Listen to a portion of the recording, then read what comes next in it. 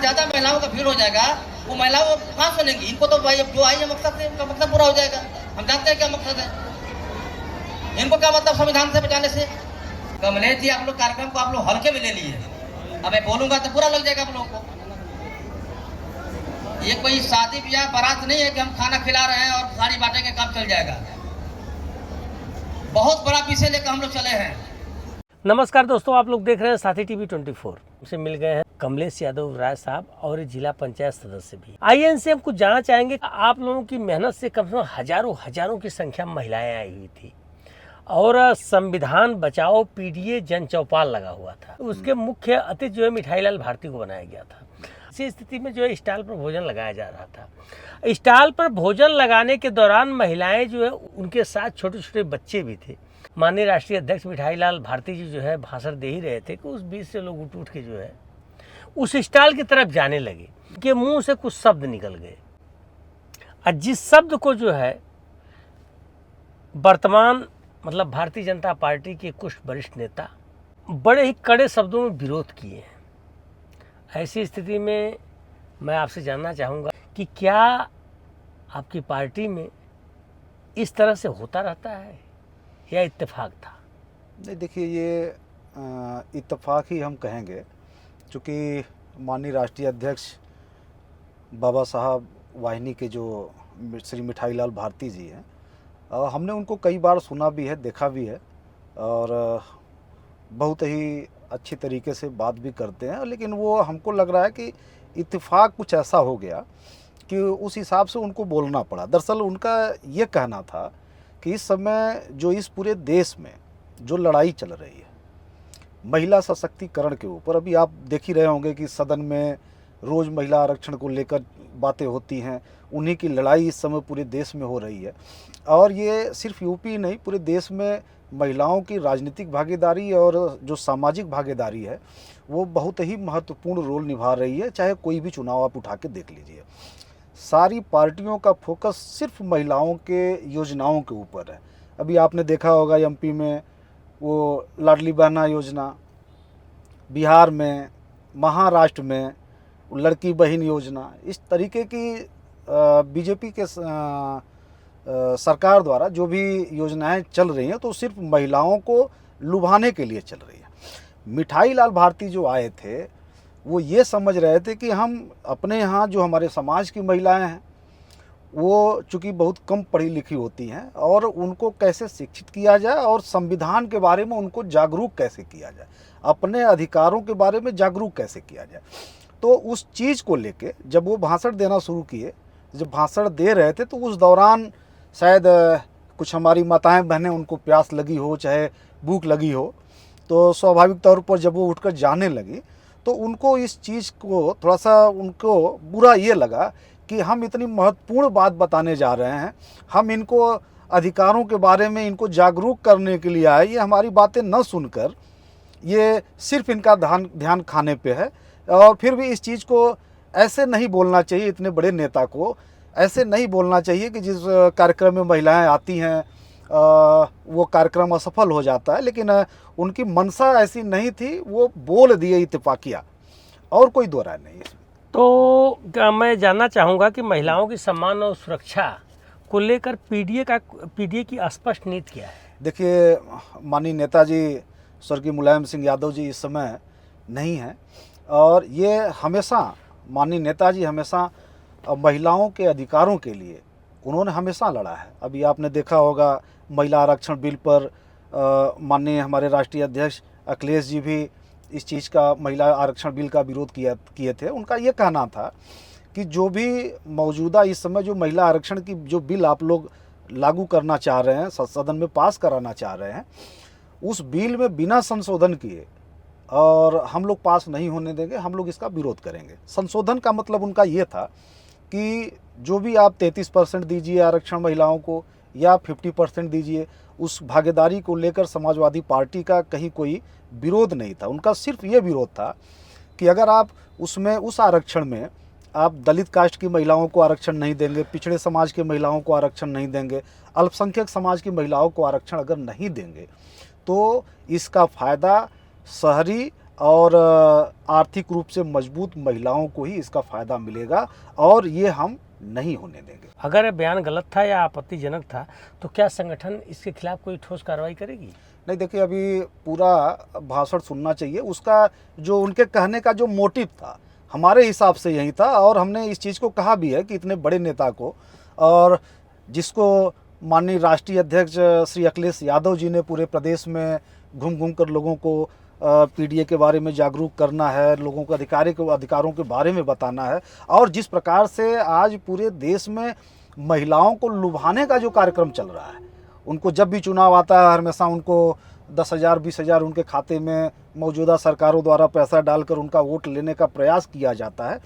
तो ऐसे में जहां पूरा देश लगा है महिलाओं को लुभाने में, तो इस प्रकार ये टिप्पणी नहीं करनी चाहिए थी महिलाओं के बारे में, क्योंकि महिलाएं स्वयं बहुत जागरूक हैं। और सबसे बड़ी चीज़ कि इतना पूरे ज़िला में हमने देखा, ये कार्यक्रम बहुत ही शानदार था, और महिलाओं की भागीदारी जिस कार्यक्रम में ज़्यादा होती है उस कार्यक्रम को सफल माना जाता है। लेकिन ये चूँकि राष्ट्रीय अध्यक्ष ये जो बाबा साहब वाहिनी के मिठाई लाल भारती हैं, इनका क्या ओपिनियन था, किस वे में उन्होंने महिलाओं के बारे में टिप्पणी की, तो ये टिप्पणी तो प्रथम दृष्टया सुनने में तो बहुत ही गलत है, इसका कोई भी समर्थन नहीं कर सकता।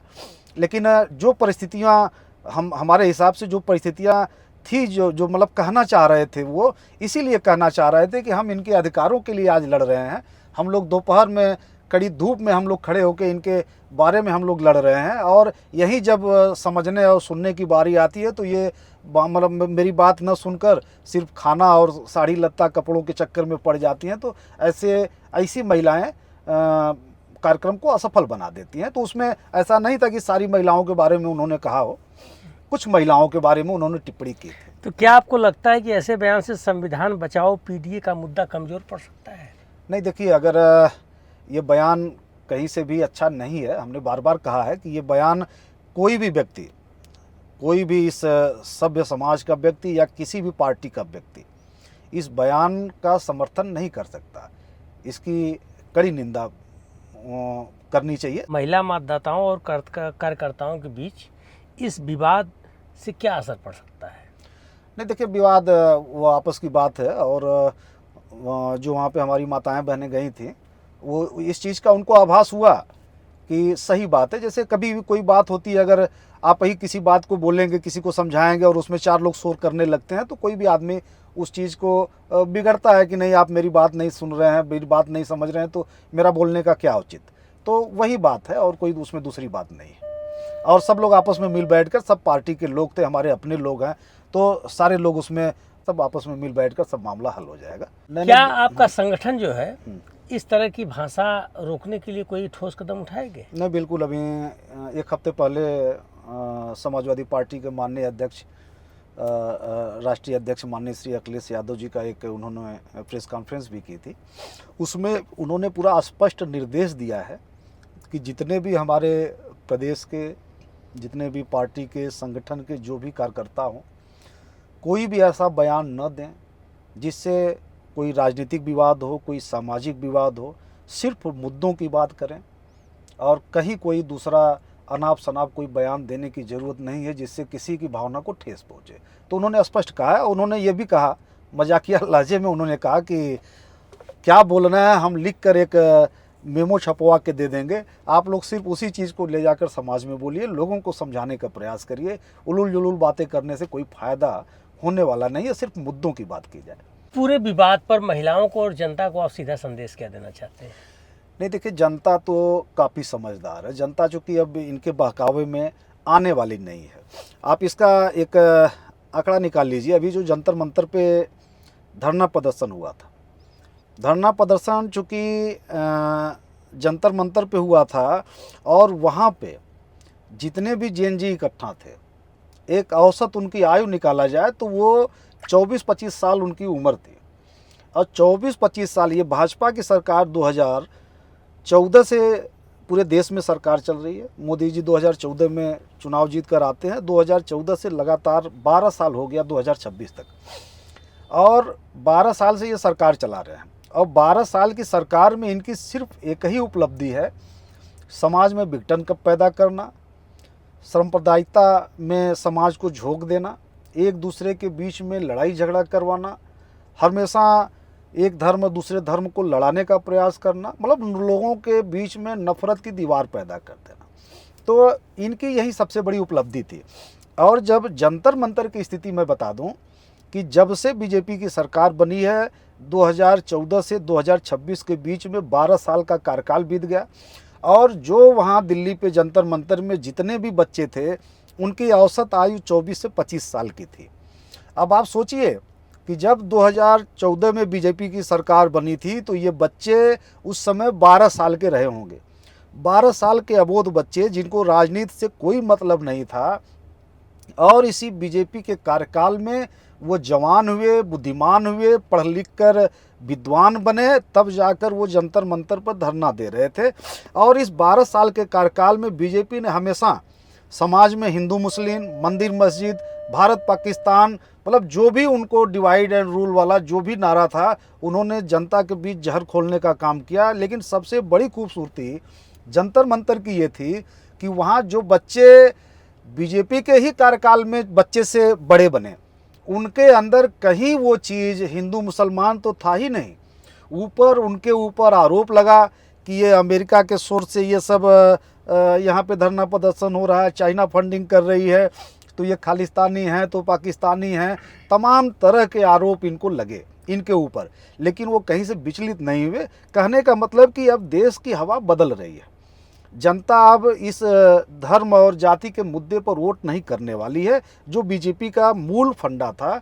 और उससे वहाँ पे कहीं उन बच्चों के अंदर कहीं न धर्म को लेकर वहाँ विरोध था, न जाति को लोग था विरोध। सारे धर्म और जाति संप्रदाय के सब बच्चे मिलकर सिर्फ मुद्दे की बात कर रहे थे। तो जनता तो जानती है कि मुद्दा क्या है। तो इसीलिए माननीय राष्ट्रीय अध्यक्ष जी ने हम लोगों को निर्देश दिया है कि सिर्फ जो भी आप बात करिए सिर्फ मुद्दे की बात करिए, और जनता भी मुद्दे की बात कर रही है। आप जेन जी तो छोड़ दीजिए, इस समय जेन अल्फा को देख लीजिए, कोई ऐसा जिला नहीं बच रहा है कि जहां जेन अल्फा जाके सड़कों पे धरना प्रदर्शन नहीं कर रहा है। डीएम एसडीएम तक को जाके तुरंत उसका सलूशन निकालना पड़ रहा है। बच्चों को स्कूलों में बंद कर दिया जा रहा है, लेकिन बच्चे रुकने के लिए तैयार नहीं है। तो अब ये समझ में आ गया है कि जो इस समय की जनता है, पुरानी जनता और नई जनता में एक तरीके से जो जेन एक्स और जेन जी और जेन अल्फा के बीच में ये अब नई जनरेशन है, ये सिर्फ मुद्दों की बात सुनेगी और ये आपके धार्मिक और झूठे प्रपंडों में बहकावे में नहीं आने वाली। माननीय राष्ट्रीय अध्यक्ष जी इस चीज़ को लेके काफ़ी संजीदा रहते हैं, और जहाँ भी महिलाओं के सम्मान की लड़ाई होती है सबसे पहले समाजवादी पार्टी खड़ी रहती है। तो हमारे हिसाब से माननीय राष्ट्रीय अध्यक्ष जी के संज्ञान में ये मामला जरूर होगा, और इस पे देखिए उनका कुछ न कुछ बयान जरूर आएगा, इसमें कोई दो राय नहीं। कल की मीटिंग के बाद समाजवादी पार्टी के जितने भी नेता हैं, वरिष्ठ नेता हैं, उनकी बातों से कहीं न कहीं से इन लोगों के दिल में भी ठेस पहुंचा है कि हमारी माताओं बहनों के साथ इस तरह का बिहेव नहीं होना चाहिए। चलिए ठीक है दोस्तों, इसको अधिक से अधिक शेयर कीजिए। ये ठीक है, बहुत बहुत धन्यवाद।